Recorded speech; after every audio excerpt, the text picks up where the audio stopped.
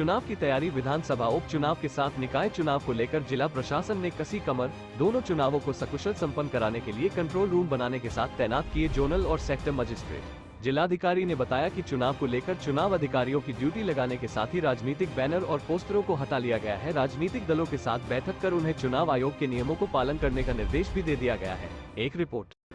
मिर्जापुर में 96 विधानसभा के विधायक की आकस्मिक मौत के बाद खाली हुए खेत पर हो रहे उपचुनाव के लिए प्रशासन द्वारा पहले ही तैयारी की गई थी और अब निकाय चुनाव की घोषणा के बाद प्रशासन ने उसके लिए भी अधिकारियों की तैनाती कर दी है। दोनों चुनाव को लेकर जिला प्रशासन के सामने कड़ी चुनौती है, जिसको देखते हुए जिला निर्वाचन अधिकारी ने बताया कि जोनल और ट्रैक्टर अधिकारियों की तैनाती के साथ ही राजनीतिक दलों को भी चुनाव आचार संहिता का कड़ाई से पालन करने के निर्देश दिए गए हैं।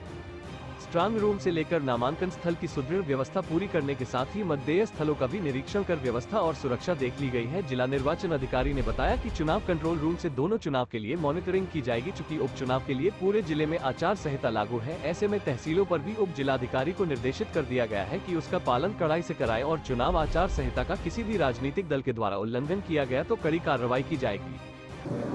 देखिए, हमारे 2 चुनाव इस वक्त अधिसूचित है। एक हमारा 96 विधानसभा का उपचुनाव और साथ में नगर निकाय के चुनाव भी अभी अधिसूचित हो गए। दोनों की तिथियां भी हमारी बहुत आसपास हैं, तो जिला प्रशासन को अधिक तैयारी करनी पड़ रही है। हम बहुत अच्छे से अपनी तैयारियां कर रहे हैं। सभी प्रभारी अधिकारी हर एक कैटेगरी के लिए हमारे नामित हो चुके। नगर निकाय के लिए भी हमारे आरओ एआरओ सब नामित हो चुके हैं। सारे जहाँ हमारे स्ट्रॉन्ग रूम बनने हैं, जहाँ पे नामांकन होना है, सभी का मैजिस्ट्रियल जाँच करवाई जा रही है। हम अच्छी तरह से इसके लिए फोर्स की सारी ड्यूटीज़ लगेंगी।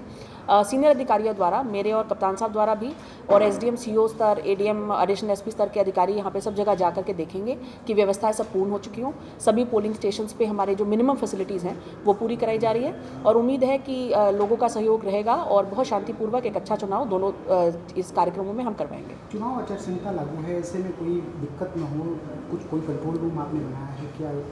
देखिए, आचार संहिता के लिए सबसे पहले तो हमने पॉलिटिकल पार्टीज़ के साथ उपचुनाव के लिए बैठक की थी। अभी साथ में नगर निकाय के चुनाव के लिए भी पॉलिटिकल पार्टीज़ के साथ कल बैठक प्रस्तावित है। साथ ही तहसील स्तर पर भी हमने सबको, क्योंकि इसमें थोड़ा लोगों को भ्रांतियाँ थी कि क्योंकि चुनाव 96 क्षेत्र में है तो बाकी तहसीलों में आचार संहिता लगेगी नहीं, तो उसके लिए एसडीएम स्तर पे हमने बैठक के लिए कहा है। तो सभी पॉलिटिकल पार्टियां सहयोग कर रही हैं।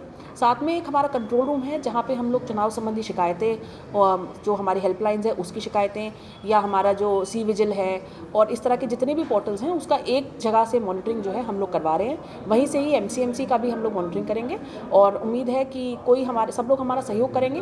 परंतु यदि कोई भी हमारे इलेक्शन के नियमों का उल्लंघन करेगा तो उस पर बहुत कड़ी कार्रवाई की जाएगी। तो सभी लोगों से हमारी अपील है कि जितने भी आचार संहिता या अन्य इलेक्शंस के नियम हैं